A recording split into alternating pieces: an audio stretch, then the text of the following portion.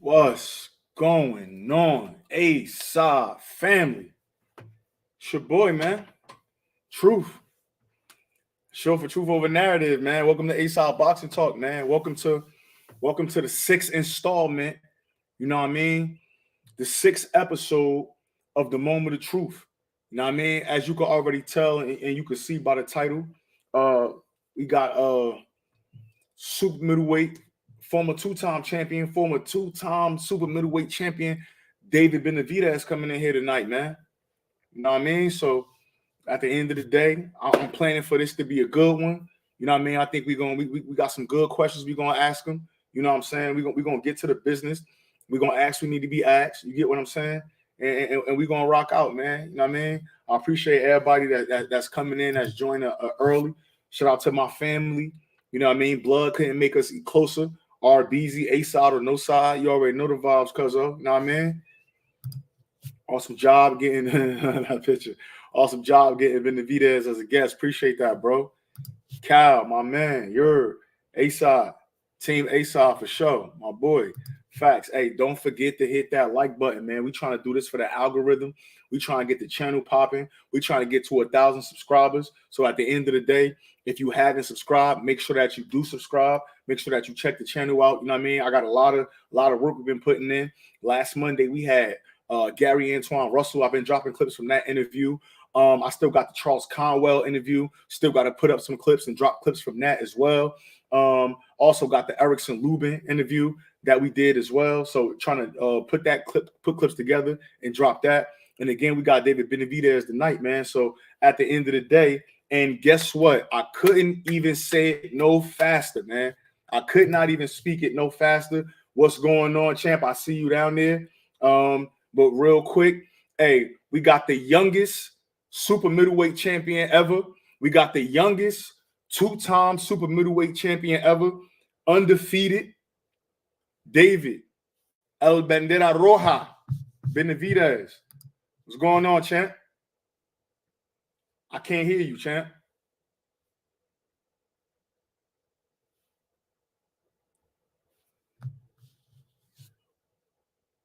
Can you hear me? Oh, he just bounced out. Okay. Okay. I think he was having some technical difficulties. Can y'all hear me? Hey, give me a thumbs up in the comments if y'all can hear me. If y'all can hear me, let me get a thumbs up from y'all. I just want to make sure that it's not me. You get what I'm saying? It could be me. I don't know. But in the comments, if y'all can give me a thumbs up, that'll let me know that y'all can hear me. That way, when David come back in, it's all good. Okay, you hear me fine. What's going on, champ? You can hear me now? Can you hear me? I can't hear nothing. I could hear you. You can hear me? Yeah. I can't hear it. Let me see. Can you hear me, champ? Yeah, I can hear you. Hey, that's my fault. The volume was on mute. My apologies. I fucked that up. Come on, man. My bad. Hey, my apologies. I fucked that up. I had the volume on mute. Hey, I appreciate you joining me. I gave you the good introduction already, champ. You know what I'm saying? How you feeling right now, man? How you feeling? I'm feeling good, bro. You know what I mean? I just got done with the training session. We did 9 rounds of sparring today. Okay. 3 different sparring partners. So, you know, I feel lovely, man. Everything's going according to plan. And, you know, I'm just excited. March 25th, MGM Grand, first pay-per-view, bro. It's gonna be legendary. Yeah, that's what I'm talking about, champ. So let's work our way back a little bit. Obviously, you know, you finished up your 2022 strong. You only had one fight, which is David Lemieux. How did you feel about that performance? I felt good about the performance. The only thing that kind of pushed me threw me off track a little bit is that the day before I got sick. I think I got a flu or it was something like that, or a cold. It must have been something like that. So that kind of threw me off. But you know, like sometimes it is what it is. Sometimes you might get sick. Sometimes you might mess up your hand. So you just got to be a warrior and power through it. But it was a good victory, man. The crowd loved it. You know, a lot of people came and showed support. I mean, I felt like I showed everything. You know, I showed some defense. I showed punches and bunches, combinations, good power shots. So I feel like overall it was a good performance. Hey, champ, don't tell me you out here fighting with COVID, man. Nah. I'm fucking with you. I'm just messing with you. So now, granted, like last year, that was the only fight you had. So ideally, how often would you like to fight per year? Ideally, So before last year, I was fighting like 2 times a year. You know, me in a perfect world, I would love to fight 3 times a year, but sometimes it doesn't happen like that. And especially now, I've been calling out a whole bunch of Yeah, fighters. Nobody wants to get in there in the ring with me. You know what I yeah, mean? So that's kind of, I think that's kind of was kind of fucking with how much times I fight a year. But like I said, I feel like right now we're in a good position. We finally got Caleb Plant, and I yeah. think this is the opening to the big leagues right now. That's why I'm working my ass off. I've been asking for an opportunity. I've been begging PBC for an opportunity. They finally gave it to me, so I'm gonna make the most of it. For sure, champ. Now, as far as career progression is concerned, right? You about to walk in the door that really you can't walk out of, right? And so with these type of fights, we can't go back to the Porky Medinas. We can't go back to the Jay Leons and those guys. Do you feel like you had the right developmental fights at 168 to walk through this door and not have to walk backwards? Yeah, definitely. Because I feel like right now, I think I'm at the last stages of 168. I feel like I had too much fights left here. I think, like I said, I always wanted to get the fight with Canelo. There's Caleb Plant we're getting right now. Who else? Who there might be Boo Boo in the future, and Mhm. David Morrell. So I think those. If I don't get any of those fights, I'm not gonna fight anybody else, and I'm gonna go up to 175. So I don't think I don't think we have to backtrack. You know what I mean? If I Yeah, don't get the fights that I want to get, we're going up to 175, and then we start fresh from there again.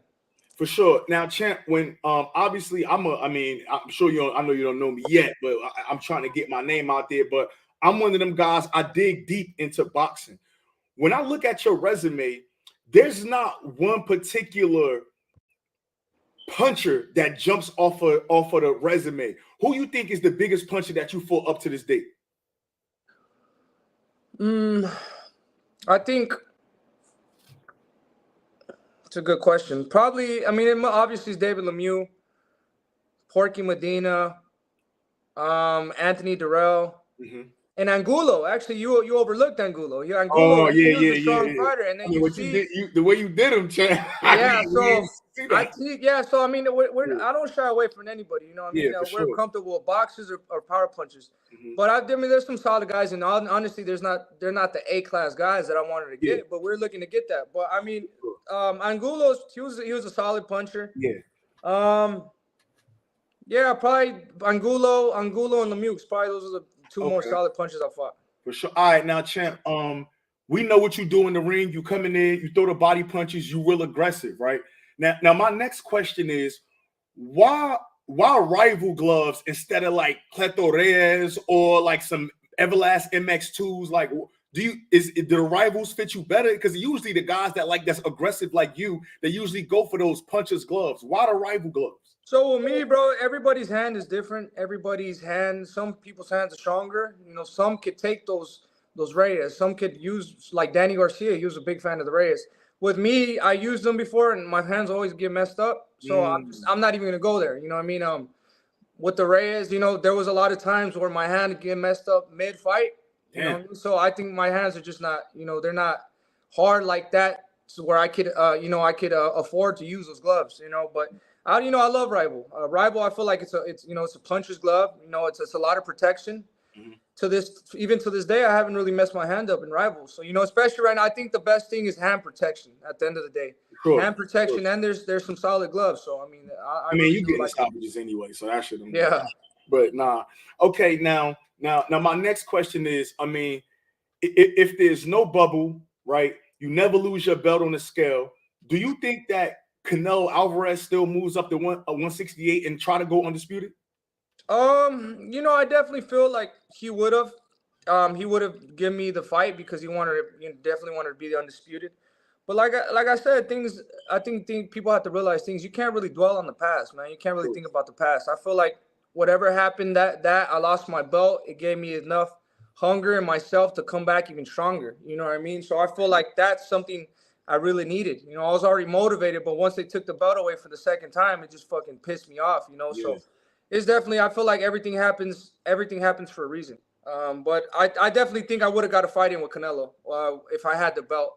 But like I said, when I'm saying everything happens for a reason, I feel more polished now. I'm stronger now. You know, I'm more motivated. I'm hungrier. You know, I think everything is happening in its time, and I feel like I really do feel that, you know, 2023 and up is going to be my time. It's going to be the era of David Benavidez. Yeah. Now, Champ, like knowing your background and you being like knowing like your story, and I know you was like younger, you weighed a lot, you know what I'm saying? And now you obviously where you at now, you fighting at 168. At this point in your career, how hard is it to still get down to 168? To be honest with you, at this point in my career, it's easier because I've learned more. Okay. What people got to understand, when you hire nutritionists and stuff, you got to pay attention to everything. You know, you're paying to know the knowledge. You know what I mean? You know, it wouldn't be a good idea. You just let them take care of it. You don't even try to ask no questions. It's always good for you to know, you know. So now what I've really implemented into my weight loss is here, 2 gallons of water a day. You do that a day and you'll lose a shitload of weight. And you're still hydrated. You could train for longer. Yeah. So, I mean, I feel like now with the knowledge I have now, it's easier.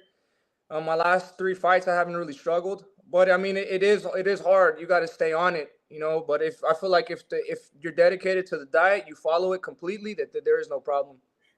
Now following the Lemieux fight, how long did you stay out of the gym? Well, how fast did you go back to the gym, I should say, after the Lemieux fight? So, after every fight, I only take like about 3 weeks off. And then I'm back into the gym. Honestly, you know, I'm a regular person. I don't like to travel too much. I just like to win my fights, spend time with my son, with my wife, and just go back to the gym. You know, I mean, this is something I love to do, and when I'm in the gym, it's not work for me. This is it's basically therapy for me. So I've been in the gym. I've been even before I got the fight date. I've been working my ass off. I've been training hard since October. Okay. You know what I mean? So I mean, a lot of people like to talk shit about me, but people don't know me, bro. And I really don't care. People can say what they say. It's better on my end if somebody thinks I'm undisciplined and I'm just fat and I don't train. Honestly, that's better for me. They can keep thinking whatever they want. You know, I'm at the end of the day, you know, I'm training my ass off, and this is something I love to do. So this is my therapy too. I don't take too much time off, and I'm always in the gym. Facts, Champ. Now I heard the baby in the background because my next question was, while you training or while you putting that work in, do you think it's maybe better to leave the wife and the son home, or you think it's better to have them? I mean, obviously he with you, but which one do you think is better? Kind of going in that zone and tunnel vision and focus, or having a family with you along the journey? Yeah, I feel like both of them. You just gotta learn how to control everything, bro. I mean, I've been going to camp for the past 5 years. When my son was born, he was only 3 months before I left. I left for like 4 months. And then I came back, and then I went back to camp again for 4 months. So I'd been absent from his life his first fucking 7 months. You know what I mean? So it's definitely tough. But, you know, if you really want it. And that's the thing that kind of sucks, too. Once you're away from home and you have a baby, I mean, a lot of shit goes through your head. Like, what if somebody goes to my house, or somebody, like, tries to run into my house, or somebody tries to, like, you know, rob my wife, or like steal from some, you know what I mean? There's just a lot of shit. So that alone, that stress alone can mess you up. So this is what I feel now, that when I'm training at home, that's why I wanted to start the training camp way earlier. I wanted to get things going. I wanted to get in my groove, you know, before. I didn't want to give myself a little bit of time and just try to rush everything. So now, you know, I feel like I got a great groove right now. You know, my wife and she takes care of my son. They give me the space. They give me everything I need to do to go work all day in training and then come back, you know, and be a family man. I feel like that, for me, that hit the sweet spot for me. Being able to train hard and having my son go to the gym and see me spar, and then making sure he's okay. I think that's, for me, everybody's different, but for me, this is better. This is what's working for me now. Now, Champ, I'm not sure if I heard you talk about this before, but two of your former sparring partners, obviously, Zurdo Ramirez, Dimitri Bivol, they fought last year. How did you think that fight was going to go compared to what you saw in the ring? So I definitely thought that Zurdo Ramirez would do a little bit better. Well, because I know him personally. You know, I know he has a line in him. You know, I've sparred him a lot of times, but I just don't feel like he showed up that night. And I mean, I don't want him to feel some type of way for him hearing me say that, but I just didn't feel like he showed up. I didn't see 100% given from him. And with a fighter like Bivol, you have to be there 100%. And I think Bivol's just ring control. his body shots. He moves really good. He knows how to utilize the ring, and he knows how to utilize his combination. So he was 100%. So the person that gives it all in the ring is the one that's going to win that night. And I heard some of them sparring sessions with you and Bivol was pay-per-view, man. I heard, man. I ain't gotta say nothing, but you know what happened, bro. Those fucking sparring sessions are legendary, bro. And that's why I'm not the type of person to go in there and talk shit and say all this and that, because I respect Bivol. They opened their arms. They weren't. They haven't said nothing about the sparring. You know what I mean? And so it's just, we're gonna keep it like that. I feel like a lot of boxers, they go the other route, that they try to be disrespectful. They try to be the baddest motherfucker on the planet. This and that. All that shit is cool, bro. But it gets tiring after a while. I feel like as role models, as athletes, we got to show the kids the respect. Yeah. Oh, we lost. Okay. Now I can't hear you.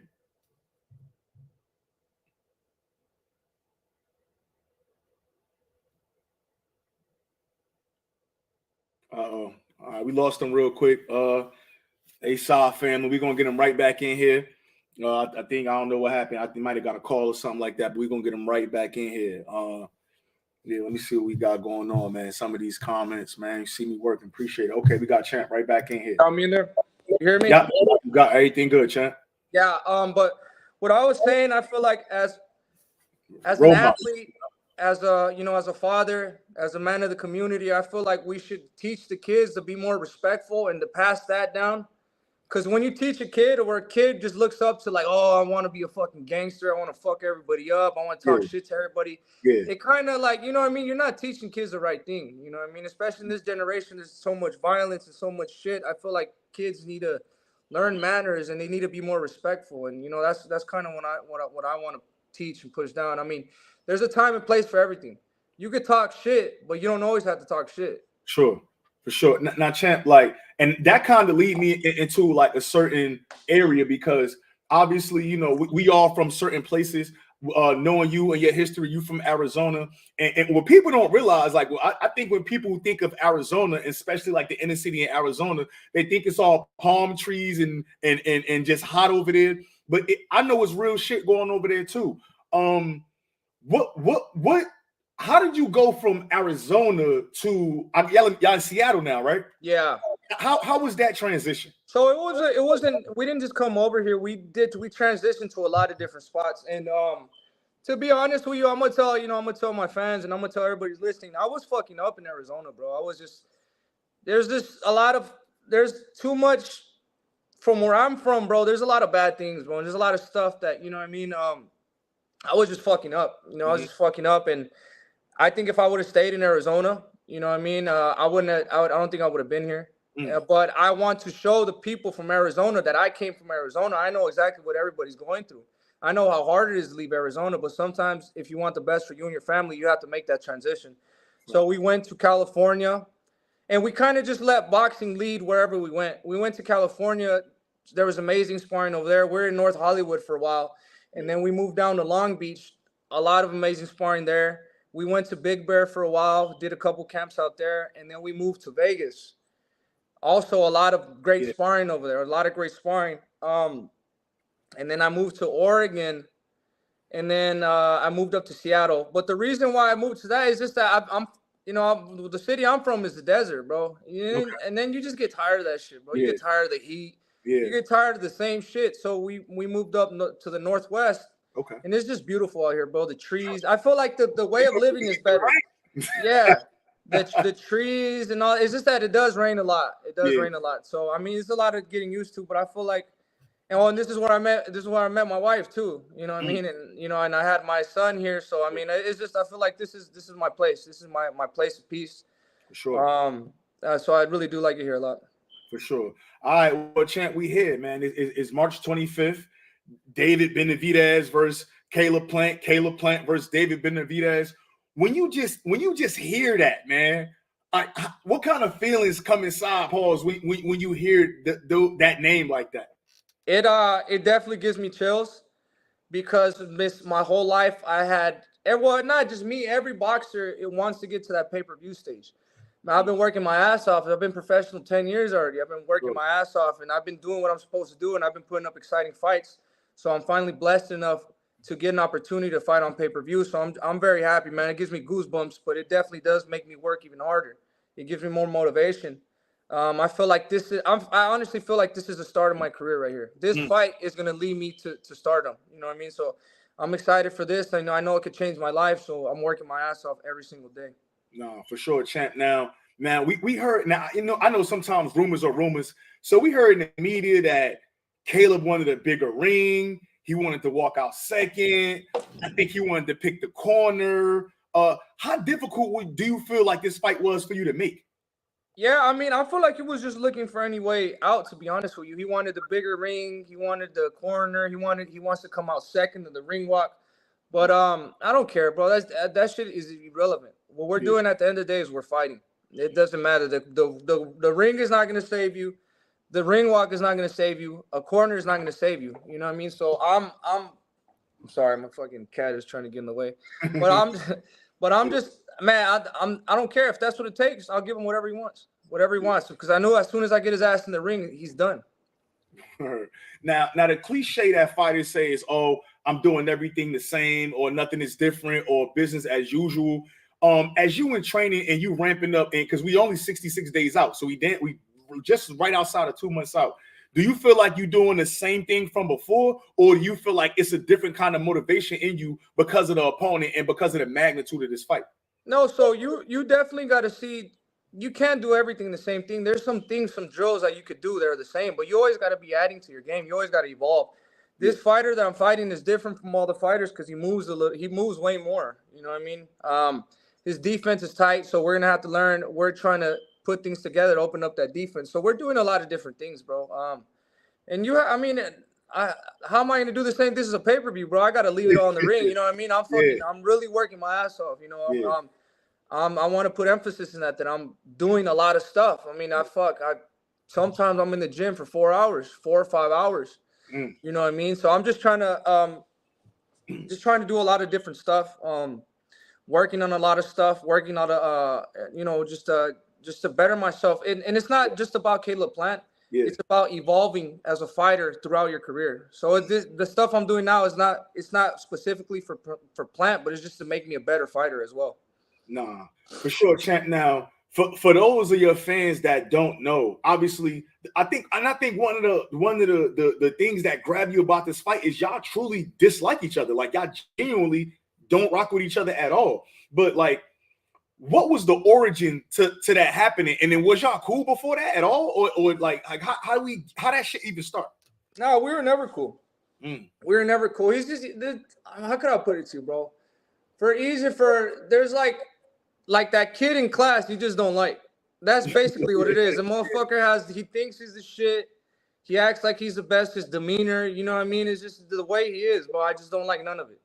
You know what I mean? And then for him to start talking shit, saying I'm a fat boy, that I need to keep my nose clean, this and that. You know what I mean? It's cool. I mean, he thinks he's fucking funny. When I break his fucking face, he's not gonna have nothing to say. Watch. You know what I mean? So I mean, it's personal, but I've never been that type of fighter where I go in there and fight with rage. Yeah. You know what I mean? I train with rage to let that motivate me and, take me to a different level. But as a fight, you gotta be thinking, you gotta be smart. You can't let your emotions get to the fight.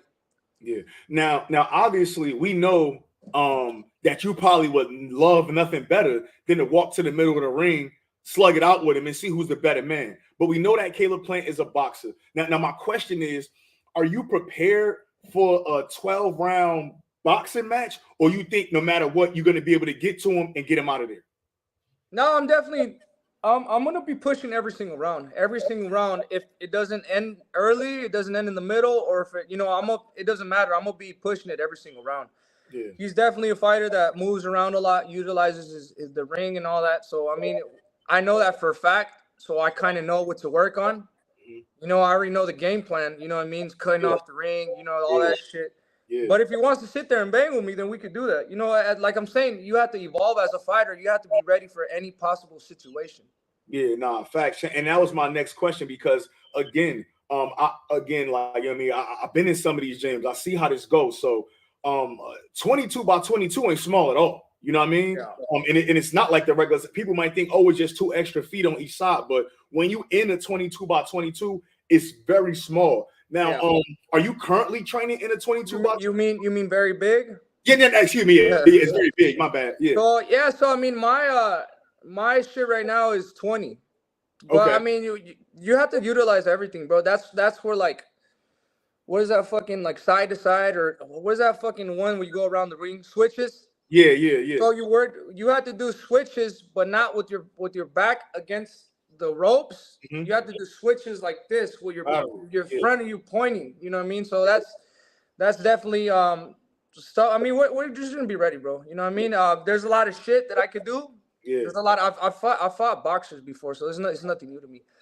The thing about thing is, people they say, "Oh, is he gonna be ready for it, bro?" I've been boxing fucking, what is it, 23 years?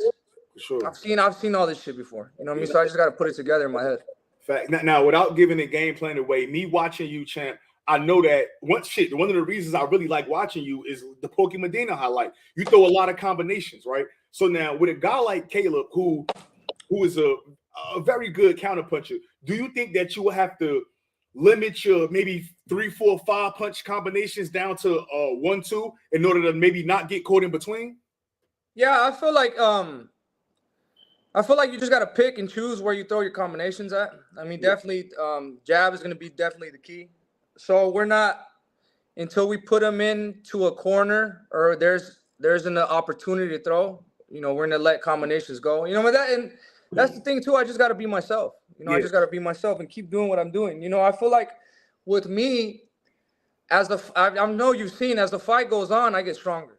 For sure. Well, Kalen Plant, as the fight goes on, he kind of tends to fade away a little bit. Yeah. You know what I mean? So I'm not worried about anything. I know what I am. You know, I know what I can do. I know what I've done. So I just gotta be special. I gotta be David Benavidez, March 25th, and that's for it. sure. Now, one of the when people analyzing you, one of the knocks or one of the negatives people talk about a lot, they say, "Oh, David squares up," or "David, his footwork is not the best." But at 168, nobody has a lower opponent punch landed than you. So people say what they want to say, but really, you're not really getting punched that much in these fights. Do you think your defense is underrated? So that's what I'm saying. I let people say whatever the fuck they want to say. I know what I could do. You know what I mean? Yeah. And if you really pay attention, bro, I'm the highest percentage lander at 168. Sure. I landed like what, fucking 45 or 40 somewhere. I land really high every fight. You didn't have to. So once you've been doing that all your fights, it's not like I gotta try to throw more. I land a lot already. Yeah.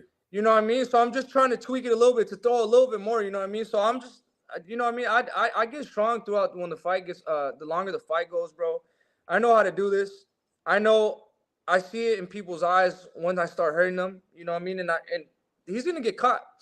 Yeah. His defense is good, but he's gonna get caught. I catch everybody. You know what I mean? So we'll see. At the end of the day, this is gonna be a fight. It's gonna be who really wants to fucking put themselves in there. You know, I'm not afraid to put myself in the fire, bro, because I know what I could do. I know what I'm capable of. And I know I could take, you know what I mean? My chin is strong, my body's strong, so fuck it. We're going to war. Let's see who could take the most fire. That's what I'm talking about, Champ. Now, obviously, we just had the Tank Davis, Hector Luis Garcia fight. I went to the fight. I covered as media. My first interview, right? My question going to line up here. My first interview, Samson Lukowitz, right? He says to me that you and David Morrell is already signed, sealed, and ready to go. So my question to you is, are you trying to be fighter of the year? Like, you're going to fight Caleb and then you're going to go directly into a Morrell fight? Is that the plan? No, I don't know why he's saying that. I didn't sign anything. Like, wow.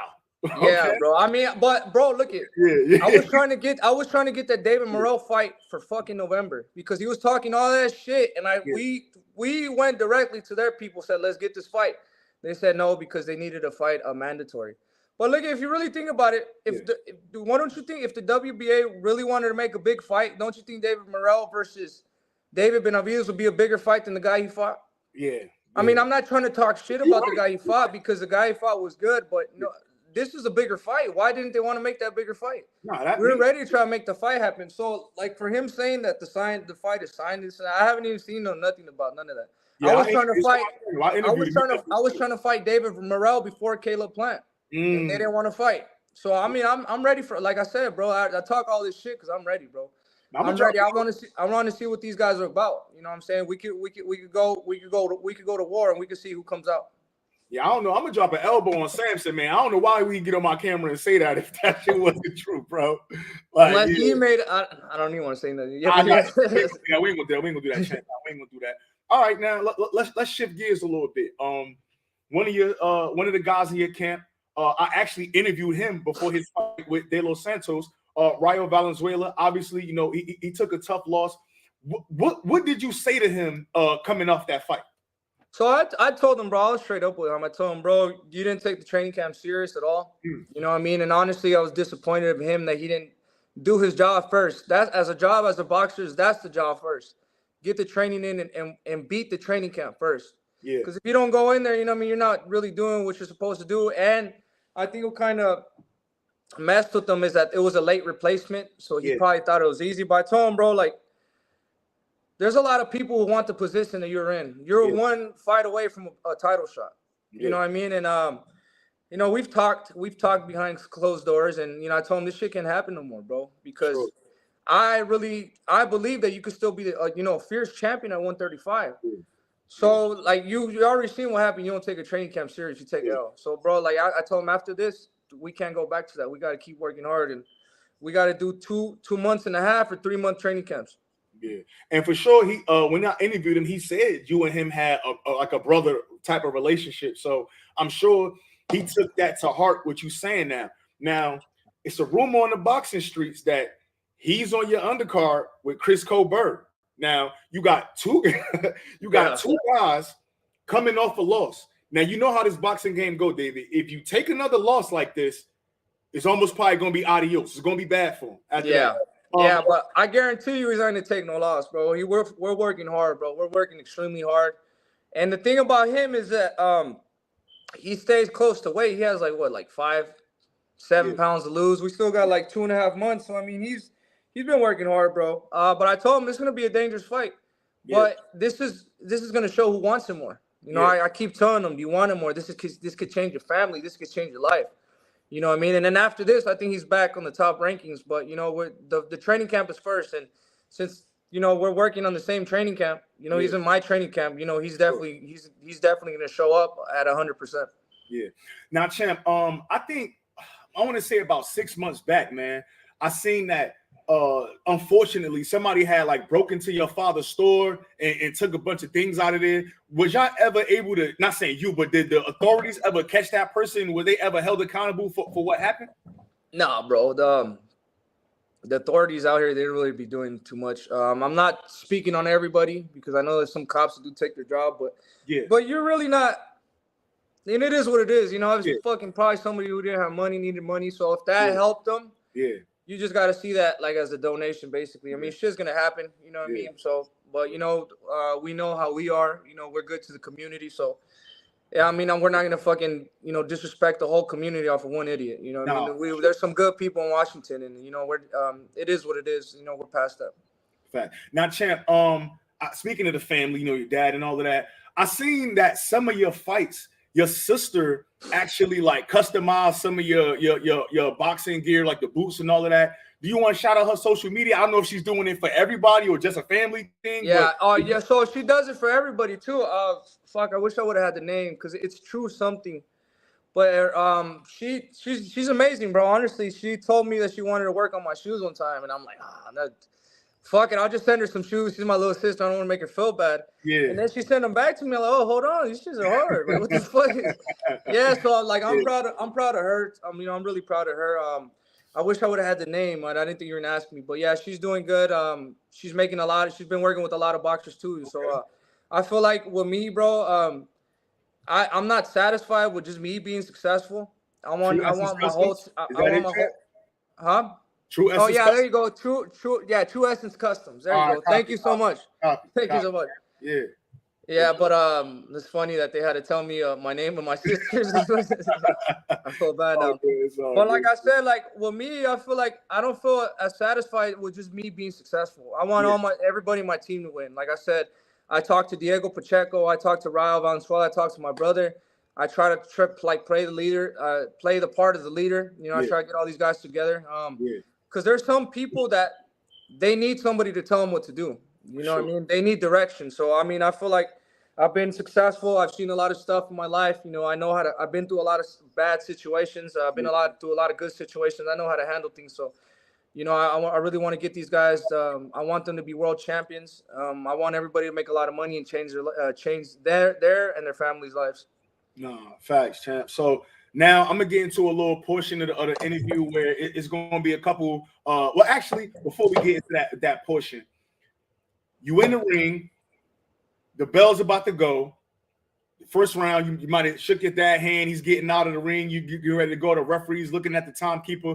What's going on through your mind right at that moment before that first bell ring? So before when I started first headlining fights, and a lot of boxers, I don't know why they're like scared to say it or something, but you know, you do get those butterflies, bro. You get scared, not scared, but it's a little bit of nerve, a little bit of nervous energy.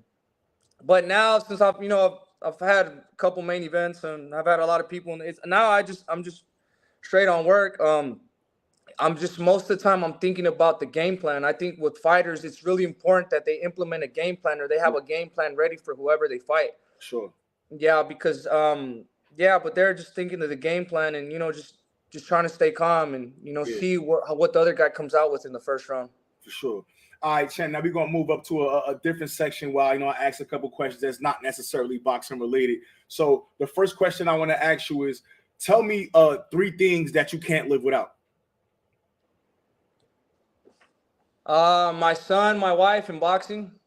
Right, that's easy. Yeah, that family, man. Nah, for sure. If you weren't fighting, if you couldn't fight, what you think you would have been? To be honest, bro, I mean, it's kind of, I don't know. I mean, I've given everything to boxing. I've given all my attention, all my thought process to boxing. I don't know what I would do if I wasn't boxing. Yeah.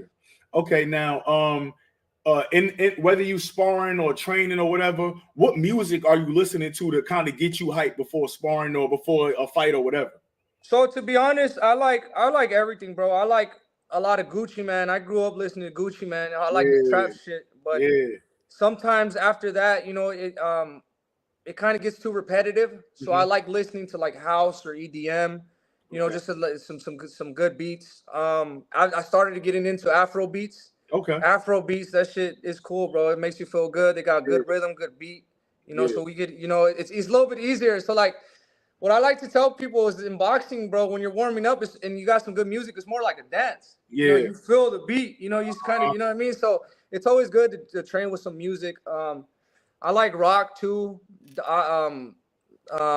Corridos, Mexican music. I like bachata. So I try to listen to everything. Nah, for sure. Now you are one of those fighters, you know what I mean? Whether you going to a fight as a spectator or you might be walking in to fight yourself, you keep some good design on, man. So talk to me about maybe 2 or 3 of your favorite designer brands that you like to go to the mall and drop the bag on. So it's definitely Gucci, Louis, and Saint Laurent. Okay. But to be honest with you, I'm gonna tell the people now, bro. That's just all a waste of money, man. It's all a waste of fucking money because at the end of you spend $1,000 on shoes, $1,000 on jeans, a shirt, you end up spending $5,000 on a fucking outfit you only gonna wear one time. Yeah. Why not save that money and try to put it into something else that's actually gonna make you money? What I mean? I feel like now people are too worried about, for a special occasion like a fight is good, but sometimes people are too worried about how their appearance is, and motherfuckers should worry about putting in the work or saving some money. That makes sense too, man.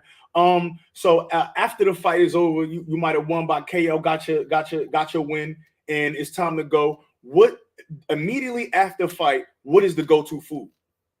Damn, the go-to food immediately after. To be honest, bro, I think these past couple times I haven't really ate. I don't really get too hungry. You know what I mean? Probably just like a pizza, something quick. Okay. Pizza or a burger, but these fights have been going so well, bro. I just stay happy until after the fight. But yeah, probably pizza or a burger. Yeah. Now, obviously, you did say, we know you married, you got a child. So talk to me about the top 3 qualities that your wife showed you in order for you to say, hey, you know what? I want to do this forever. When I first got with her, I was renting the house, and I was like, I want to rent a high rise in the city. I was trying to Yeah, flex a little bit, like come move in with me. yeah. So like, why don't you just buy a house? I'm like, I don't got no credit. I got none of that. She's like, it's fine. I'll teach you how to do the credit. And honestly, if it wasn't, once you get the credit, situated and all that shit, bro, that's the key to everything. The credit, because once boxers, they're so spoiled that they make a lot of money and they think they don't need credit. Like, so I don't need no fucking crap. I'll buy that shit cash. And I would used to buy shit cash all the time, but it doesn't make no sense. So she helped me with that.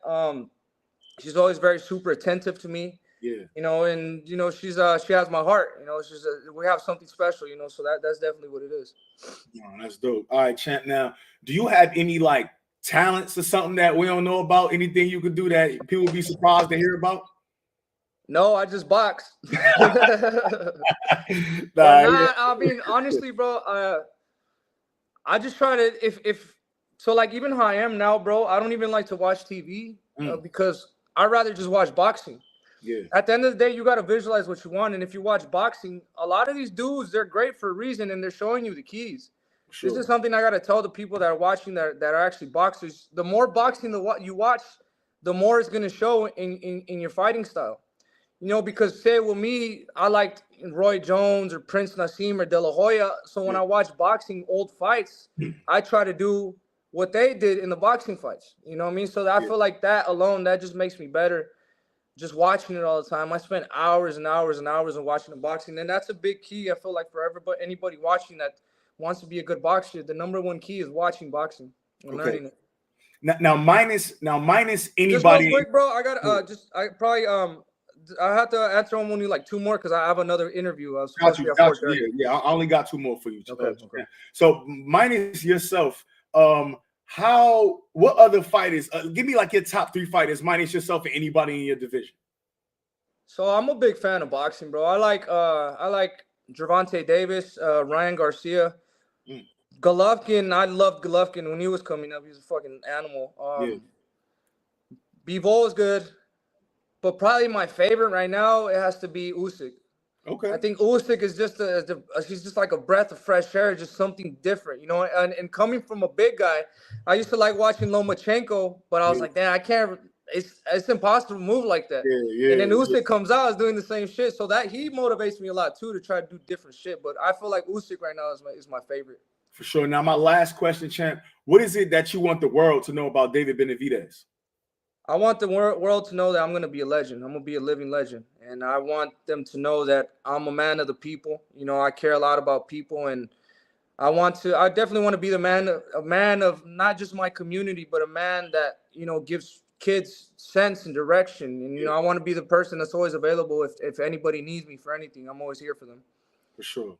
For sure, man. Hey, champ. Hey, this is Truth. It's ASOP Boxing. You came on the moment of truth, man. I appreciate it. I know you had some issues the other day, but hey, shit, why not today? Yeah. I appreciate you for joining me, champ. Thanks, man. Thanks for everything. Thank you, brother. Good night.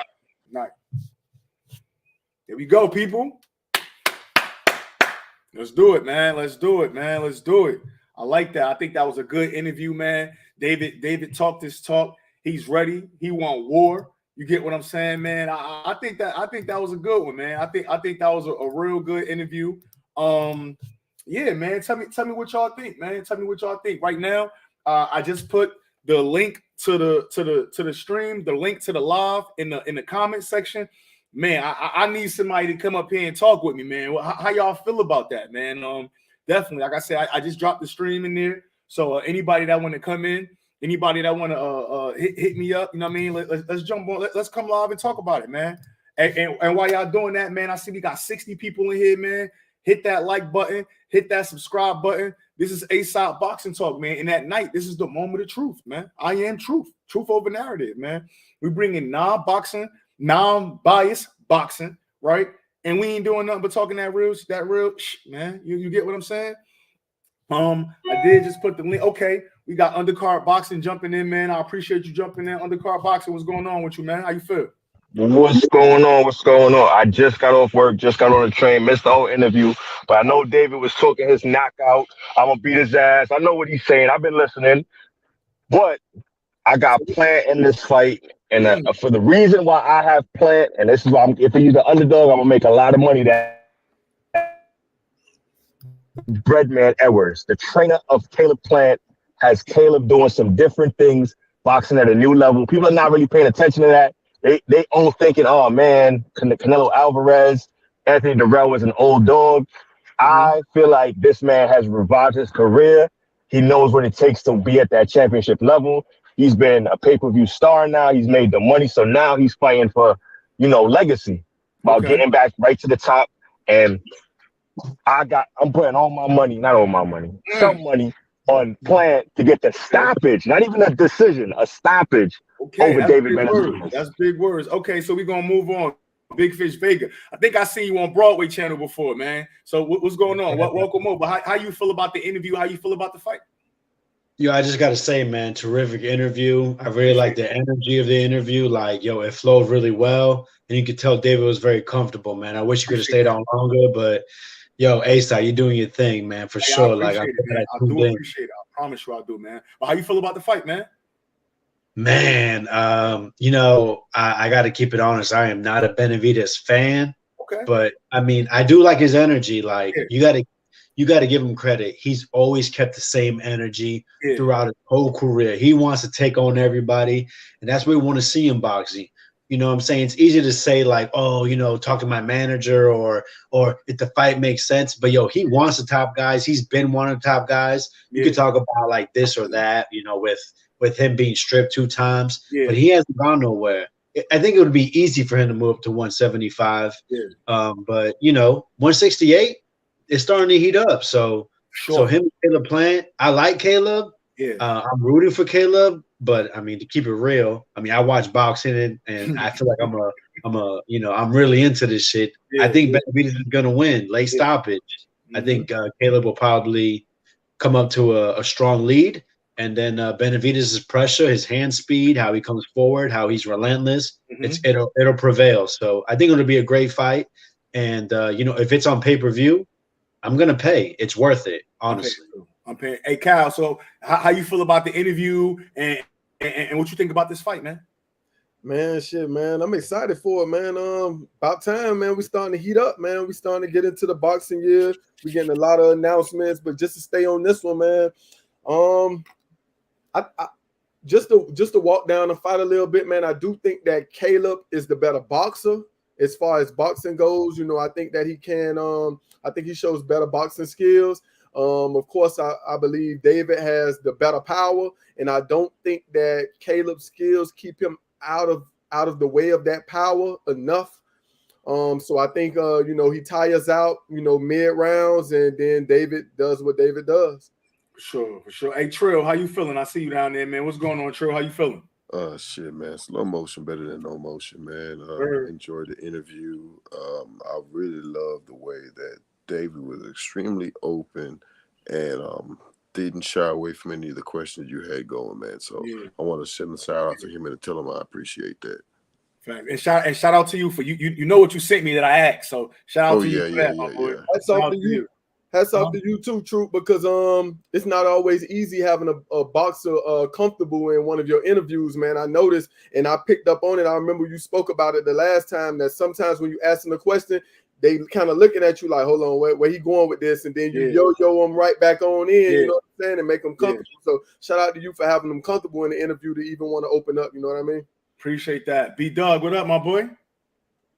Man, what's up with y'all, man? I just wanted to say, listen, that other interview is B-side boxing, man. This A-side boxing over there. I wish he could have stayed on longer, you hear me? But I always had Plant in this fight. I'm really mad the way they did my boy Darrell, both of them. So I think I will be at that fight though. I think I'm gonna go there. It's gonna be a good one. But, that sounds good. We said we got somebody in attendance at that joint. That's what I'm saying. After this interview, man, it might be. I definitely like David Benavidez's energy. So it might be. It's gonna be a 50-50 for me. But again, like undercard boxing said, I like Bread, man. So it's gonna be a good one. I just think it's gonna be good. Now I like Bread, man, too, and everybody that know me, y'all know that I picked Caleb Plant to knock out Anthony Durrell. One thing I will say, and David pointed it out as well, as the fight goes longer, he do get stronger. As the fight goes longer, it seemed like Caleb Plant may wear off after them rounds. And remember, for those of us, B-Dog, you was there. For those of us that was in the Barclays, the Plant fight got to a point where people was booing. They started booing because it was it was going into that knockout. And David Benavidez is not gonna take a step back. You get what I'm saying? So that's what I think that's going to be a big thing with this fight. The bigger ring, having to cut the ring off, having to move around. But it seemed like he ready, man. It seemed like he ready, man. So I also believe that tension that both of them had in the ring, it kind of messed up the fight for me. I don't know. I think they was both trying to, like, they hated each other. I don't think it's too much brawling like it was in that the real. Yeah, well, the round was he was a little physical. He was doing a lot. You know what I mean? The wrestling, the grabbing, the tackling, and all of that. You know what I'm saying? That was real. That was real crazy, man. I don't feel that move coming from Caleb with the asking for the bigger ring, because all that insinuated is that you plan to be on that bike. I mean, I think it's a good fight decision for you if you're more of a fighter and you fight on the outside more. You want more room to do your thing, but I mean, it kind of give away your game plan. But you know what though? I'll say this, because another fight that I was in attendance of, remember, they had the same issue with Billy Joe and Canelo. But the fact of the matter is, I think that, in my opinion, I think it's more here than it is really for a game plan in the ring. I think, like, even the asking for the certain corner, asking for certain corner. He just showing his A side. He just like pulling it. You know what I mean? It's just I'm the man. Yeah, it's just muscle flexing more than it is like, oh, I want a bigger ring so I can move around. I still think Caleb Plant is gonna fight the fight that he's gonna fight, but then I just feel like he just doing. I want this corner. I'm coming out second. I want a big. Well, even if with that, true. The way I look at things like that, if I was David, put myself in David's shoes here. Whenever you got somebody and they throwing out all that extra stuff, man, it kind of almost show me that they looking for something for you to disagree with. Yeah, nah, for sure. But I mean, I think push came to shove. Even if it came down to it, and saying Benavidez would have pushed back, I think they still would have took it. But I think, again, he trying to play like this is round one, right? This is round one, and then obviously the face negotiations, off and all that. But I think negotiation was round one. So you might say 10-9 Caleb Plant in the negotiations. Obviously, we got the face off and the negotiations. I mean, the face off and all that other stuff. But the fight is fought in the ring. You know what I'm saying? Yeah. So, like boxing is a chess match in and out of the ring. So if it's mental, if you already preparing yourself for me to dance around, what's going to happen when I step to you the first round and I'll meet you right in the middle of the center of the ring? You're going to be like, wait a minute. I thought you was going to dance. Now I'm saying right here. Bivol and Zerto, everybody thought Bivol was going to box around Zerto. He stepped right to him and punched him right in the jaw. Start the first round and change the whole fight. Let me ask y'all this real quick. In that Plant and Darrell fight, yeah, because y'all know Caleb got some gas tank problems. Did y'all see that before that KO came about? Did y'all see some gas tank problems coming in that? I think he fought too negative for you to say that it would like. And the thing is, after them maybe the third or fourth round, Darrell was really I think Darrell was looking for a breather too. You get what I'm saying? Right. So even if that was it. I don't want to say I really see no gas tank. I'm not gonna lie. I don't think I saw them. What you making faces, babe? Go ahead, talk to me. Why you feel? No. I mean, I think it was fought at a pace where they could have went all 12 rounds, honestly, and maintained whatever pace they were at. I mean, honestly, right? We all watched the fight. That knockout came out of nowhere, right? Right. It was kind of like we're gonna be honest, right? It was a dull affair, like you said. People were booing.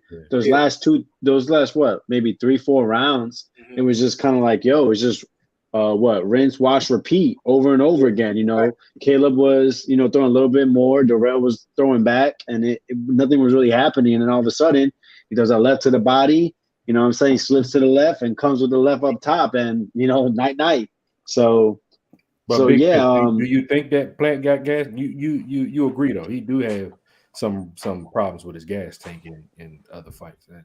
Absolutely, we seen it with Scott DeGee, right? We seen it in Canelo. Yeah. I mean, will a trainer really, change that? True. I mean, his strength and conditioning coach is probably still the same, Larry Wade, right? Mm-hmm. So I mean, I mean, what he has to be? What he's near 30 something, right? Yeah, He's I think near 30. 31. I doubt it changes. He's gonna have to change his pace. He's Right, gonna have to lower his pace to maintain himself. And against Benavidez, I just doubt you'll be able to do that and win rounds. exactly. I And think I that and I Darrell think that's fight why was I'm a going to change bad my pick. that's My a bad, bad True. Go ahead. example. That Say that fight again, to True. me, I said that Darrell fight was a bad example to Judge's gas tank. To me, that was I call that fight a brown bag special, man. That shit was ugly as fuck until it ended. You know what I'm saying? That was more on Darrell wanting to be extremely physical and wrestle and just do a whole lot of, I don't want to necessarily call it dirty, but a lot of crafty veteran tactics to kind of throw Caleb's mindset off, and then Caleb caught him. You know what I'm saying? But he has had the history of gas-elated fights, and I think that's kind of what he's wanting to do with this 22-foot ring. I honestly don't think it's going to be that big of an issue. Yeah. Believe it or not, I'm actually pulling for Caleb. To me, I think having a great coach in your corner is better than having a good coach and exceptional ability. So I kind of want to side more with Caleb since he got Breadman in his corner. Now let me ask y'all. Sorry, my bad. True. Now let me ask y'all a question, because you see how I maneuvered, and I kind of got David to tell me that the Rayo and Cobra fight is on the undercard. So how do you feel about Rayo? Are you seeing that, Cam? Yeah, I was on it. I was on it. Hey, so how do y'all feel about Rayo and Chris Cobra at 135? I mean, Man. listen, both guys coming off a loss. One guy coming off of being embarrassed. One guy coming off of an early knockout against a guy we really didn't even know who it was. I mean, two straight losses. That's simple. That's simple. That's simple. Truth, man. That's real simple, man. That Cobra not doing that to Radio. So I gotta go with Rayo, man. I don't know, man. Whatever Cobra had, I think was snatched from him by Hector, man. I think Hector took his pride, and I think that was a big thing with a guy like Chris Cobra, man. And I think with a guy like that, once you snatch his pride, man, that's pretty much all he had. And Undercard, what you think? My bad. Go ahead. My bad. Finish. Go back. The final thing I was gonna say, man, is with guys like that, it's kind of hard for them to bounce back once you snatch one of the major things that they had. Undercard, Chris Cobra and Rayo. How you feel about that? I mean, I think that's a great fight because, you know, Chin, you got to think, as this guy got his chin cracked, how is he going to respond in his next fight? Is he going to be, you know, cautious? Will he throw less punches? And then Chris Colbert, you said like his body wasn't responding the way he wanted to do. So maybe it was his pride that got snatched. But I just think it's a great fight. I'm going to watch. I'm going to tune in. I got Rayo though. I got Rayo because he's younger and I think he got more to prove. Okay, talk to me, Vega. How you feel about that fight? A little bit what he just said. You know, when you look at Colberg, he kind of stopped fighting against Garcia. With Rayo, he kept trying. You know, he wanted to keep going. Yeah. Colberg's going to be moving up, so I'm going to favor Rayo, but I don't think it's going to be like a great fight. I think it's going to be two timid guys, but Rayo being the bigger, stronger guy is going to go ahead and win him a decision. For sure. Trey, what you think? Honestly, I don't know because it seems like both fighters, their previous fight, underestimated their opponents and might not have put in the proper work in training camp. But if just off of history, I would want to side more with Rayo. But Colbert does have the opportunity and the ability to outbox him, so it just kind of really depends on how that matchup plays out. And that's what I was going to say. That's what I was going to say because I like Rayo. But to this point, we've seen Rayo. Rayo is a good fighter, right? We haven't seen Rayo thoroughly outbox anybody, right? Now, I think with Chris Colbert, I think with him, it was one of them cases where, because remember, before, I forgot, maybe the Jezreel Corrales fight, or I forgot who it was, but they was labeling Chris Colbert as boring. I don't know if y'all remember that. He was one of those boring guys. He wasn't knocking nobody out. I think he caught a knockout. I think he fell in love with his power. And then, you know, King Tug, remember King Tug, he went straight at King Tug neck, right? And then he was supposed to be fighting Roger Gutierrez, who's a guy that would have been right there in front of him. Late replacement with Hector Garcia. You got a guy that got 400 plus amateur fights. And so I think he thought, hey, you know what? I don't know this guy. I'm going to just bring it to him. And once he was met with that resistance, I think that it was too late. His mind wasn't thinking box. It was thinking I'm going to knock him out. And once he met the resistance, it was like, oh shit, let me pack it in, right? But I do think that Chris Colbert can outbox Rayo, but I think Rayo could, if he could corner him, I think Rayo can knock him out. You know what I'm saying? So I think that's going to be a real interesting fight, man. I think that, I mean, maybe a little sleeper again. I think it's a great fight for that undercard for sure. But that's how I feel, man.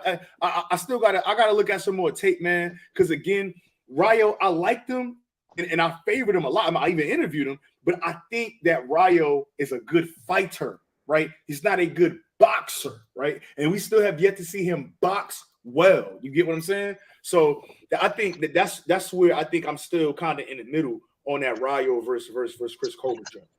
I mean, they're both coming off a loss, so you really don't know what to expect. So that's what makes it so intriguing. They're good names, but I mean, honestly, we won't know till that bell rings. Yeah.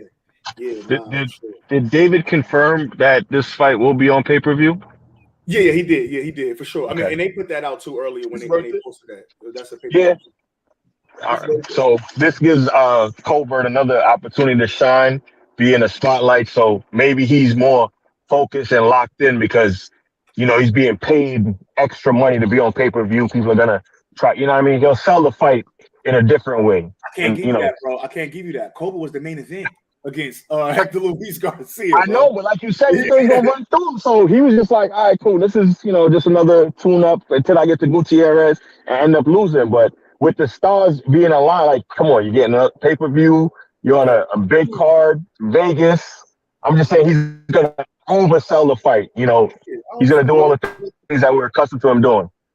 Well, I mean, there's two things that happen when a undefeated fighter lose their first fight. It's only two things that happen, and it's one, they get that good awakening, they get that good wake up call, and you know they get more humble and they start tightening up, and you know what I'm saying. And then you got the ones who do like Adrian Broner. You get what I'm saying? And we never see the same person that we were used to seeing. You get what I'm saying? So yeah. I think that this fight is important with us seeing which one of those routes Colbert they come back at. Yeah. And I think Rayo is the perfect fighter. This not one of those, oh, you lost your last fight, so we're gonna give you a bullshit fight the next time. This is not one of those. This is one of the fights where we immediately get to see exactly what's gonna go on with Colbert. And I'm excited. The funny thing about that is Colbert was talking about this fight as if it was gonna be a tune-up. I heard him over at the Boxing Voice saying he getting a tune-up fight and that it's nobody ranked and that he's just gonna walk through this guy. He's gonna fight at 135 and go back to 130. And I was just like, I mean, that just let us know that he's not familiar with Rayo. Yeah, that could be his mention problem. It was going to be a Mexican, so yeah. Yeah, I mean, could be right. He didn't know who the fuck he was. Don't get me wrong, Rayo isn't, you know, the face of a boxer. I mean, we're not gonna give Rayo too much, but we're not gonna take away nothing from him either. Yeah, especially he coming into this fight after a loss, especially the way he lost and against Chris Colbert. You get what I'm saying? So I mean, I just think but if I had the edge, you know, I gotta give the edge and a little bit more to Rayo. But you know what really surprised me, man? I was surprised that David said that Rayo didn't take the camp seriously. I was surprised to hear him say that. Say it again, bro. When David said that he got on Rayo because he felt like he didn't take the training camp seriously for the last fight. I was surprised. De Los Santos. When he said that. Wasn't Edwin De Los Santos a late replacement also? Yeah, but I think there you go, Trill. Yeah, he was the original opponent. He got removed like twice and still ended up being the opponent. So it's not like I just wanted to know. They just brought this guy. It wasn't like they just brought De Los Santos in at the last minute and nobody knew what was going on. Like I'm really under the impression that they have been hearing about De Los Santos, maybe turn that fight down. Maybe he's just like maybe somebody else or pick another guy. And then when Judge Rosales picked that visa, obviously, you know, here we go. You know what I mean? So we'll see, man. We'll definitely see, man. Any other noticeable fights on that undercard? I don't know. I think Player. It's not. I think Puello's supposed to be on that undercard, if I'm not mistaken. That's what I heard, man. Puello's Against who? Is it Rolly? Is it Rolly? Yeah, I doubt Rolly, right? Because I mean, they're thinking Rolly's main event. It seems like from Showtime, where everyone's saying that they got a nice bonus from the Tank fight. So I would think if it's going to be Rolly, it's going to be a main event, right? It's still on pay-per-view. Or it could be a co-main because Vargas attracted a pretty decent crowd last time he fought in San Antonio because I was there. Gritty was there too. But somebody like Rolly could really put the card over, I guess you could say, and like increase a lot of the visibility there within the area. So who knows? There's no telling, man. Yeah, no, that's a good one. How y'all feel about this Inoue and Fulton news? Oh, you just opened up a whole nother door, man. I love the fight. I'm just mad I can't make it, man. I just want to say that I heard about 3 people say that they thinking about making that trip. So I just want to give those guys kudos because I think that they should be placed in the Boxing Fan Hall of Fame. So kudos to them. But as far as the fight, bro, for one, let me just throw this out there. This is the first time I've been excited for anything less than 130. Because I am not with the smaller weight class, bro. And this is one of the first times that I've been excited. I tried to fall into the whole BAM thing with you guys. You know what I'm saying? From on the chicken talks and everything. I let y'all talk me into BAM and watching that. But this one right here, I'm actually excited for on my own. You know what I mean? Yeah, nah, for sure. He's saying, remember, Breadman had a look at David Benavidez, but that ain't the fight he wanted. With Kyron, with Kyron Davis. Yeah. But nah, man, this Inoue fight, man. So I'm gonna try to make my way over there. Hopefully, it's in June because I got a Vegas and I got an engagement in Vegas. I got a family business in Vegas that we're gonna go do in May. So hopefully, it's in June. I was in the Navy before, so I was stationed in Japan before, so I lived there for a little bit. So Japan not that hard to navigate, man. The people are like super friendly over there. Everything is like super clean and shit like that. Like people will love Japan. So again, it's just the price of getting over there. You know what I mean? So hopefully this lands in June. If this lands in June, I will be making the trip for sure. For sure, I'll be making the trip if this lands in June. Plant Benavidez is gonna be my first welcome back fight, man. I'm excited. I hope y'all make it, man. I'm excited to see y'all. I would have went to that. I would have went to that too, man. But I just hit this tank joint up, man. So, and again, if I do this Fulton fight, man, that's gonna be a little bit of saving. I'm at to put some little ducats to the side for that. Yeah. But Vega, how you feel about that fight, man? Who you think take that fight? Oh, man, what a question, huh? Fulton, I think, should be on pound for pound list. For sure. I think he's shown everything. He's shown he can fight on the inside. He can control it, on the outside. He can, wherever the fight goes, he's shown it, right? I mean, against the Brandon Figueroas, against what's his name, Danny Roman. He's fought so well every time you watch him. Now, he's not the perfect fighter. I think Brandon Figueroa, no one's going to keep that pace, but he's shown that, he does have last in his defense. And Inoue just seems so sharp. But I really, truly believe in Fulton's boxing ability. I think he should be able to edge this one out. I think it's going to be a very good fight. The thing that worries me with Inoue is that he's never sparred a Black American. Yeah. And that is just so strange. Yo, you've made it over there to where do you say you went to Wild Card? So you've been here in America, and as a top level fighter, you want to make sure you've seen every and anything. Sure. And for you to specifically mention that, it's worrisome. Because if anyone's ever been in the ring, ever sparred, you know how experience means everything. Mm-hmm. You don't know till you know, right?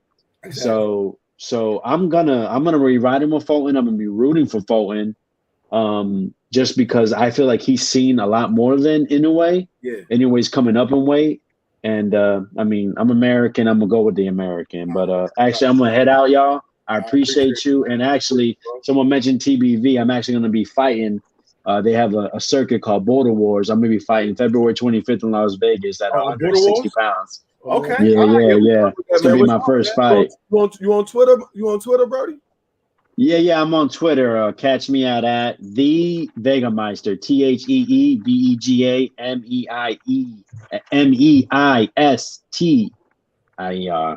Man, appreciate y'all. I'm gonna get it from Broadway, because that's a spelling bee, bro. I got you. Yeah. I got you. Hey, yeah. You'll definitely see me, man. Appreciate y'all. You have a good night. Good luck with that fight, bro. Hey, Undercard, how you feel about this Inoue and Fulton fight? Well, I'm just confused. Have you ever heard of the champion going to the challenger's hometown to make the fight?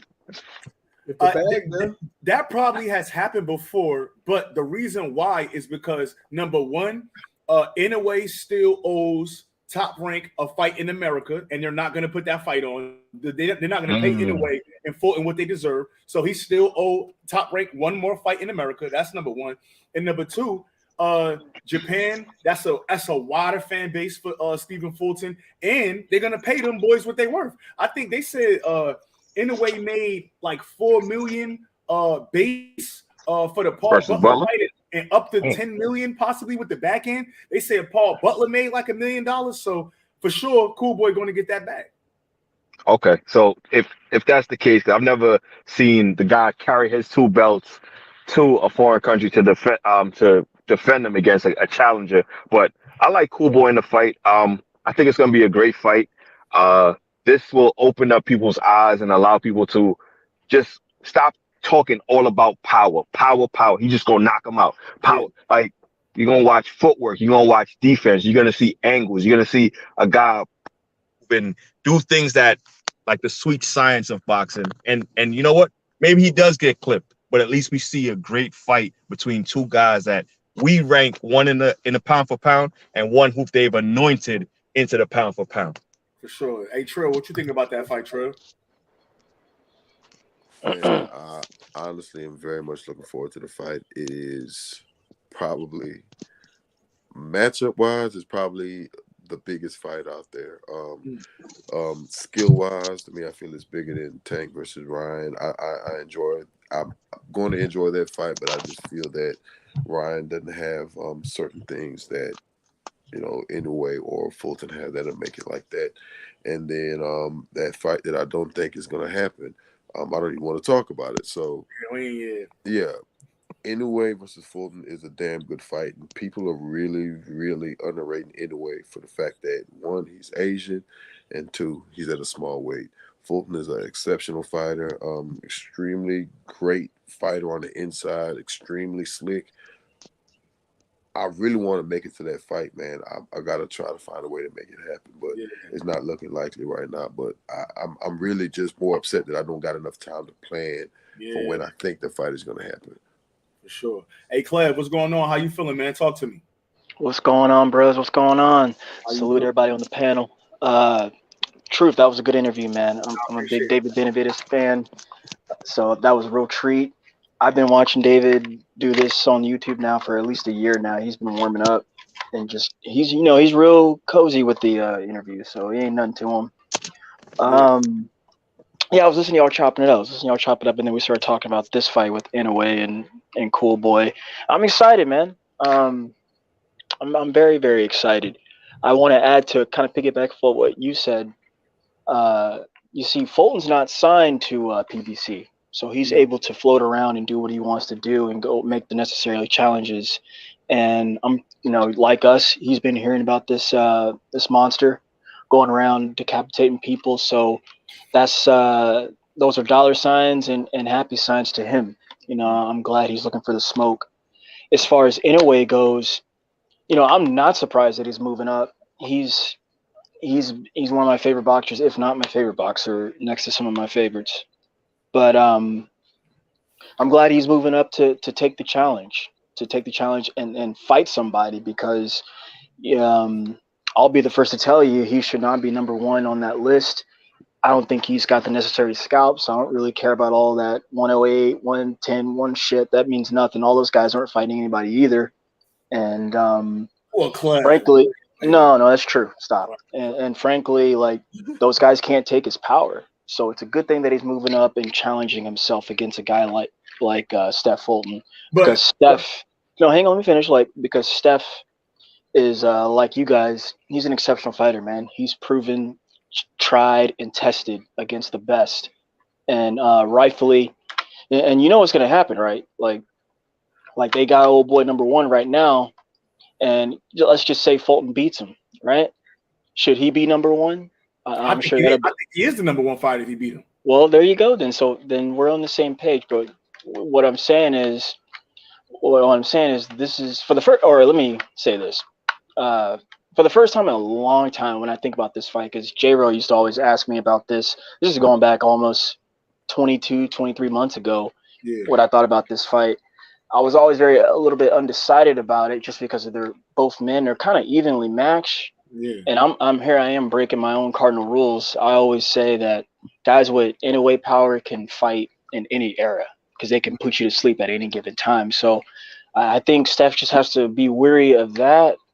But it's a pretty even fight, man. And like Trill, I want to be there too, but I already got my mind made up. I want to support David and Caleb. I will be there. And when Big Fish decides to join us, I think logically, probably summertime, he'll be fighting. So I want to see him too. That's where I want to come in at, man. I understand and I agree with the whole when something let you down, you know what I'm saying, kind of throw it under the rug, and if it happens, it happens. But I mean, I want everyone to know that we all know what's the biggest. Hey, somebody typing or something. You got mute, man. If you typing, my fault. Sorry. My bad. We all know what's the biggest fight in boxing. Yeah. The biggest fight in boxing is still Spence Crawford. Because even if Fulton fights Inoue and everybody say, okay, we're going to put, the winner of that fight at number one. If Spence was to fight Crawford, whoever win that fight going to be number one pound for pound over the winner of Fulton Inoue, arguably. So, I mean, that's still the biggest fight in boxing. I'm still trying to be optimistic about that fight. I still hope that we get that fight in the summertime. But until then, man, I think man. He don't want to fight Big Fish. I mean, he don't want to fight him, dog. He still to this day has not said he would. Whether we get the fight or not, the runner-ups for the biggest fights for the year will probably be Tank Ryan. Then we got Fulton Inoue, and then if it happens, Usyk and Fury. Usyk Fury. Those are the other top three fights that all fall up under Spence Crawford. Now, if it happens, it happens. I mean, don't get me wrong. Like I say, I don't want to do the whole. I did that route before.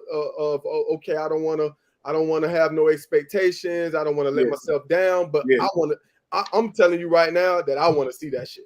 Yeah, we all do though. Hey, hold on, Kev. I gotta stop you real quick, Clever, before you go. I can't let you get away with that comment about them lower weight classes. Them lower weight classes is very thin, and down there, the best do always fight the best. That's one of the issues they don't got down there in them 108, 115, 118. The issue that they don't have is the top guys fighting each other. So you may not like the 108 weight class or the minimum weight or 115, 118, but them motherfuckers is fighting each other, all of them. Top guys. Yeah, that's fine. No beef, nothing personal. I'm gonna put that out there because I gotta be fair to them guys too. Again, just like Cal, I wasn't always a guy that watched the lower weight classes. Well, you know me, obviously, featherweight and. No, I watched them. No, hang on, I watched them. I'm just saying me, for example. I didn't always watch those guys, and so when I didn't watch as much, so I showed them less respect. But as I started to dig into them guys and see who's who and what's what, and look into the Chocolatitos and the Estradas and the Sarung Basas and all of these other guys, I realized that these guys fight each other a lot, bro. They most of them guys got 2 fights in with each other. That's really down there, like really putting that work in. So before Clever get the floor, quick question. What do you think is the big difference? What do you think is the deciding factor where the fights at the lower weight class are able to be made way easier? Do you think it's because it's not that much politics going on down there? Or I think it's number one is because most of them fights ain't televised, right? It's not big promotion around most of them fights, right? Even if them guys is on this side of the street or that side of the street, they have to fight. it's not that many guys there. Like, it ain't 1,000 motherfuckers that's ranked top 15, 20 in the world at 108 pounds. Like, you know what I mean? I don't even know nobody that's 108 pounds. Like, you know what I'm saying? Like, so I think the weight classes are smaller, so it pushes them guys to fight each other early. I forgot, I don't know who it was. Was it Eric Rosa? Like, dude was like 4-0 fighting somebody that was like that had a bunch of fights and shit like that, you know, and he won. So at the end of the day, like, nah, I just think that is because it's less people in the weight classes. So they gotta imagine if it was only 6 real welterweights, like that was really getting it in. Like, anything besides them is really a duck for real. Like, you know what I mean? We're gonna see these welterweights fighting. I mean, well, honestly, man, it is about Big Fish has fought everybody except Keith Thurman and Manny Pacquiao. Anyone who we call elite or good, he's fought them all and beat them all handsomely. He's fought the best. I'm not saying he hasn't. I think, I mean, I give Earl. No, I was just saying that just to match your last comments. But see, the thing is, Clev, right? None of them guys' name is Terrence Crawford. And I'm not saying that Terrence Crawford is not the best. Let's not say that. I think he's a good fighter, but come on, man. Like, come on, man. I mean, no, it's not that. No. Forget Spence. No, forget Big Fish. Put him to the side. Who's that guy fought? Keith, wait. So you telling me that it's a name on Errol Spence's resume that's better than Terrence Crawford? That's not what I'm saying. That's not at all what I said. That's not at all what I said, and that's not what I'm saying. What I said is I don't think he's the best, and then I asked you, who's that guy fought to make me think he's the best? He knocked out Sean Porter. He knocked out Kell Brook. Sean Porter. Amir Khan. He knocked out the last 10 Amir Khan. Sean Porter. He's a 3-division champion, and he was undisputed at 140 pounds. Sean Porter is the best overall boxer that guy has faced, and he's frankly leftovers from Errol.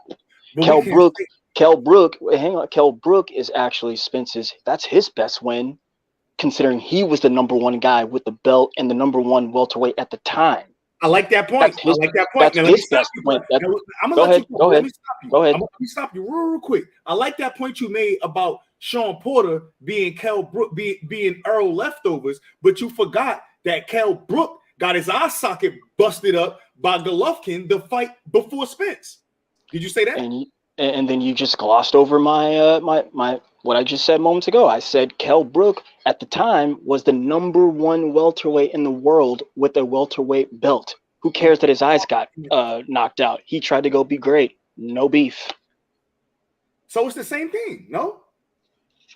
I don't think so. And on top of that, okay. After the Earl Spence fight, we seen Sean Porter completely outclass Sebastian Formella and look elite. That's okay. People look bad all the time. That's okay.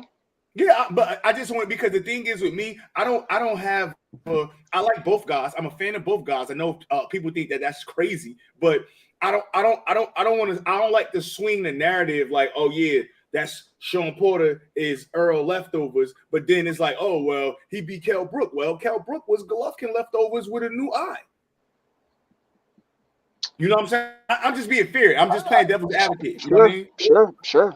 You know, but I think, again, I just think that these two guys, I think they need each other. Again, I think truthfully, I think Errol Spence needs Crawford less, because Earl can go up to 154, make a whole bunch of noise, fight a whole bunch of more big names, and not even think about Crawford. Crawford is the guy, like you saying, who we question his resume somewhat. I agree with you. Like, I completely agree.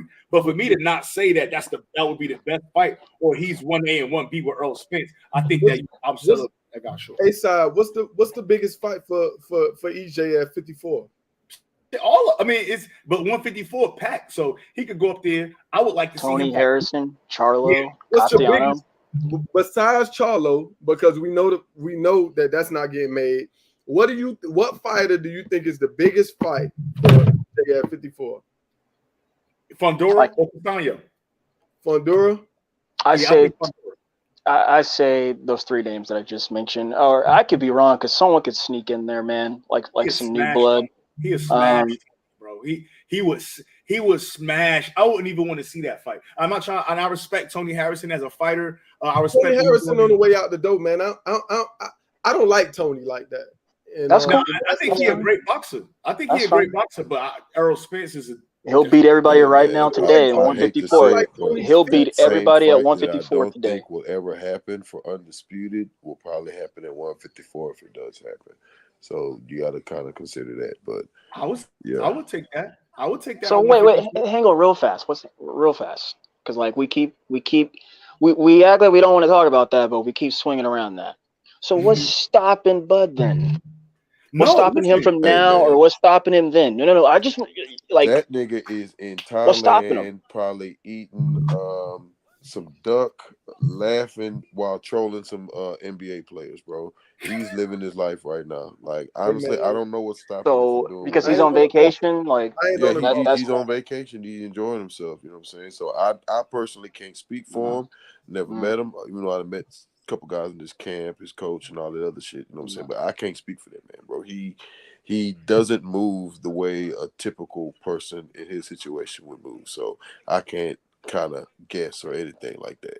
Yo, A-Side, how did you feel about David saying that if he can't get, he said about 3 names. I know Morrell was one. Yeah, he said if he can't get one of those 3 names, that he would be considering moving to 75. What's that 75? I mean, better unless he wants some better beef smoke. That's what's at 175. That's it. And if I'm him, why not? I mean, you could go to 75. So if you remember before, I believe they actually took David and ranked him at 175 in the number 1 spot, and he petitioned to be back ranked at 168. But what's gonna make Better Beef want to take that fight? I mean, against David Benavidez? Mm-hmm. Yeah. I don't even see that happening down the line, not for any reason. For any reason. That's the only thing there true is the money. Other than that, but you got to think he got a history with Bivol. Like he said, he used to spar with Bivol, and he kept it classy. But he really was the energy that he gave me was that he beat the shit out of Bivol in sparring. I mean, he kept it classy. Again, I ain't gonna say nothing if they don't say nothing. Type man, shit. I think Canelo could beat Bivol if they rematch. I believe it, and I put it in the comments before the space even started that I was ready for whatever kind of debate with that fight. And this is because, bro, when you look at Canelo and Canelo's strengths, bro, Canelo with a fighter like that, I think Canelo came into that with a Chris Colbert kind of game plan. I'm not gonna say he thought it was dirt easy, but he didn't think it was gonna be as challenging as it was. So now that he knows it's challenging, he gonna come into that fight with a different headspace. And once he come into that fight, I believe Canelo will take down Bivol, bro. I'm not falling into that Bivol train. Would you bet on it? Would you bet on that fight? Yeah. Ooh. And the reason but I'm gonna tell you why though, True. Yeah. You know, I ain't gonna hold you. Mm-hmm. I'm gonna bet on it because I know I'm gonna have good odds on my money. Yeah. And I believe in Canelo. Cal, what's he gonna do? That's what I'm trying to figure out. What's he gonna do differently? Because the thing is with Bivol, real quick, is that Bivol don't move around that much. He holds in the ring and he pivot. So with Canelo got to fight for 3 minutes. And when you talk being gassy, that gas tank, I don't think Canelo could. No matter what Bivol was doing, even if he had the Colbert effect, right? Okay. By the 8th round, Canelo was done, bro. He was knife done for. He was gassed. But mentally, he was mentally gassed because he hadn't saw nothing. I think it was more of a mental thing, and my reason for saying that is because when you tried everything that you felt like you had in your arsenal, or you felt like you didn't have to prepare your arsenal as much, and he already defeated all of the routes that you felt like you was gonna take. Now you mentally defeated. Like Colbert. Colbert wasn't physically out of it. He wasn't physically damaged. He wasn't physically hurt. He was mentally out of the fight. I think he beat the fight out of Colbert. He dropped him and all of that. Colbert didn't even remember. Colbert didn't even want to engage him no more. Canelo was laying on the ropes saying, "Come here." Like Canelo wasn't trying to scrap. He wasn't trying to scrap. He was. And you know what's crazy? Why I'm not going to give you that? because he did the same shit with Callum Smith. He was doing the arm punching, all of that. He had a game plan, just shit didn't work.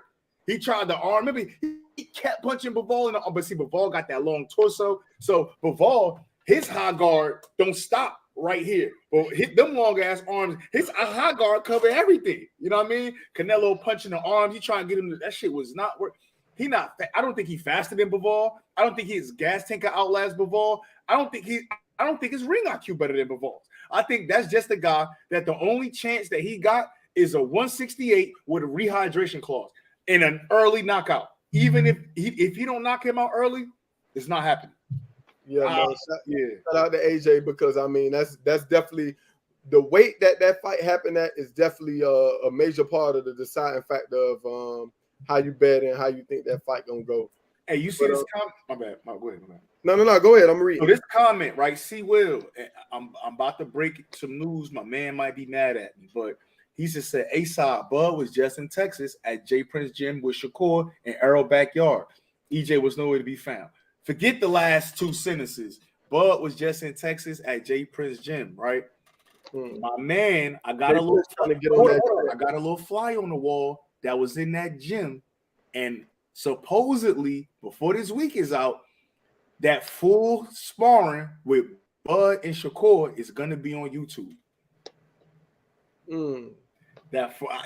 I'm waiting I know it ain't a real fight, but I'm excited to see what Shakur Stevenson and Terrence Crawford look like sparring each other. I'm excited to see that one. So that should be on the tube before this week is out, and I'm definitely gonna tap into that. Well, first of all, shouts out to Terrence leaving Omaha. and then number two, man, I don't know, man. I mean, of course, the first thing in our mind is, when we hear Terrence Crawford in Texas, it brings us back to that fight. But I don't know, man. It kind of almost make me feel like, what was he doing in Texas? What was his business in Texas? And then I started thinking about the summertime. You know what I mean? So, I mean, like I say, man, I'm staying optimistic. Shout out to my man Tay Jones, man. Shakur relocated out to Texas. That's his young gun. He got a fight they announcing. Bud stay sharp. See, I think that's Bud. That's his go-to, man. He got these young guys around him like Keyshawn and Shakur, and they got young guys in their gym as well, and those guys keep him sharp. So again, we'll see for sure. Hi, what's good, Trill? What you think about? I see you typing in the chat. Yeah, man.